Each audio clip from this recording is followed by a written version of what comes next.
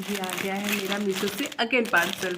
और मैं आपको दिखा रही हूँ, नवरात्रि के दिनों में हमें माता की चुन्नी की बहुत ज़रूरत होती है। और मैंने माता की चुन्नी इतने सस्ते प्राइस में मंगाया है कि आप भरोसा नहीं करोगे। मुझे माता की चुन्नी सिर्फ और सिर्फ 120 रुपये का मिला है।